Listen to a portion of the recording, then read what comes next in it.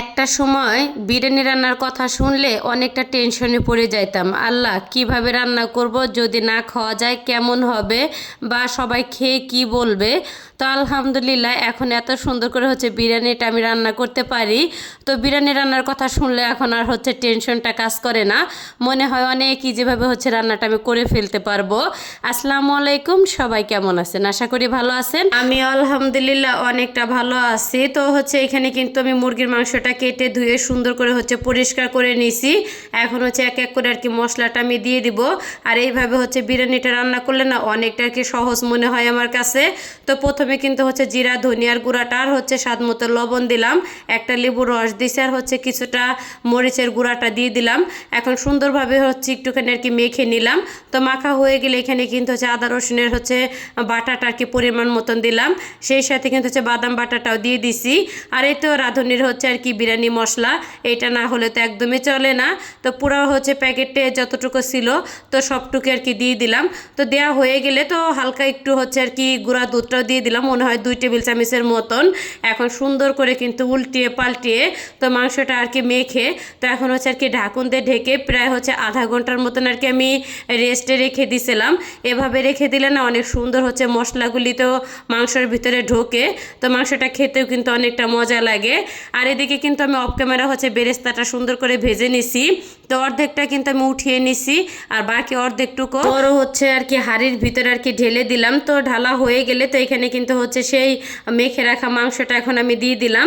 এভাবে দিলে কিন্তু অনেকটা সহজ হয়ে যায়।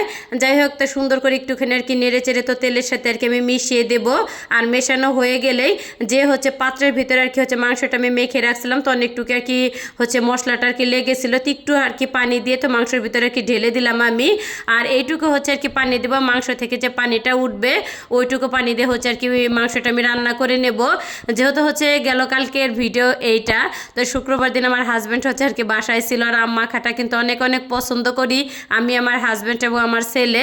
তো এই তো এখানে 4টে আম, ছোট ছোট আম সুন্দর করে কেটে দিয়ে পরিষ্কার করে তো গ্রেটার দিয়ে কিন্তু আমি কুচি করে নিছি। আর এখানে শুকনো মরিচ, কাঁচা মরিচ, লবণ আর একটুখানি চিনি দিয়ে সুন্দর করে আমি মেখে নিলাম। আর আম ভর্তাটা খেতে না অনেক অনেক মজা হয়েছিল। এখনই তো আমার মুখে পানি চলে আসছে অলরেডি। যাই হোক, তো আম ভর্তা কিন্তু খাওয়ার পরেই তো এখানে কিন্তু চাউলগুলো আমি ধুয়ে নেব। তো 1 কেজি চালের বিরিয়ানিটা আমি রান্না করব। যাই হোক, তো অনেকবারই কিন্তু উল্টিয়ে পাল্টিয়ে চালগুলি সুন্দর করে আমি পরিষ্কার করে ধুয়ে নিছি। আর বিরিয়ানি বা পোলাও রান্নার ক্ষেত্রে কিন্তু চাউলটা যদি 20 থেকে 25 মিনিট ধুয়ে রেখে দিয়ে তারপরে যদি রান্না করা যায়, পোলাও বা বিরিয়ানি এটা কিন্তু অনেক ঝরঝরে হয়। আর এদিকে কিন্তু মাংসটা সুন্দরভাবে রান্না হওয়ার পরে তো চালগুলি কিন্তু আমি ঢেলে দিলাম। আর এইভাবে 2বার আমি বিরিয়ানিটা রান্না করলাম। একবার গরুর মাংস দিয়ে রান্না করছি, আর এবার মুরগির মাংস দিয়ে রান্না করলাম। আমি প্রতিবারে মাংসটা আলাদা কষাই, আবার চাউলটা আলাদা ভেজে তারপর মাংসটা দেই। তো এইভাবে মাংসের ভিতরে চাউল দিয়ে 2বার আমি রান্না করছি। তো এইভাবে কিন্তু অনেক সুন্দর ঝরঝর হয় বিরিয়ানিটা। আর আমার কাছে কিন্তু গরুর মাংস থেকে মুরগির মাংসের বিরিয়ানিটা খেতে অনেক বেশি ভালো লাগে। তো কার কার কাছে ভালো লাগে অবশ্যই কিন্তু কমেন্ট করে জানাবেন। আর এখানে কিছুটা কাঁচামরিচ দিলাম, আবার 1 চামচের মতন গুঁড়া দুধ দিয়ে তো পরিমাণ মতন পানি দিয়ে তো ঢাকনা দিয়ে ঢেকে কিন্তু পানিটা শুকিয়ে যাওয়া পর্যন্ত আমি রান্না করে নিছি। এর মাঝেও কিন্তু অফ ক্যামেরা 2বার নেড়ে চেড়ে দেওয়া হয়েছে। যাই হোক, আর এই তো কত সুন্দর কিন্তু ঝরঝরা বিরিয়ানিটা রান্না হয়েছে। ঠান্ডা হওয়ার পরে কিন্তু আরও বেশি ঝরঝরা হয়েছে মশলা দিলে। তো লাস্টের দিকে একটুখানি বেরেস্তা আমি দিয়ে দিতেছি। তো আজকে ঘিটা বাসায় ছিল না, এর জন্য ঘিটা আমি দিতে পারলাম না।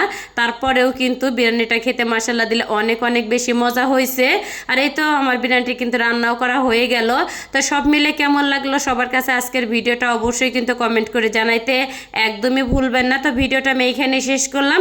সবাই ভালো থাকবেন, আল্লাহ হাফেজ।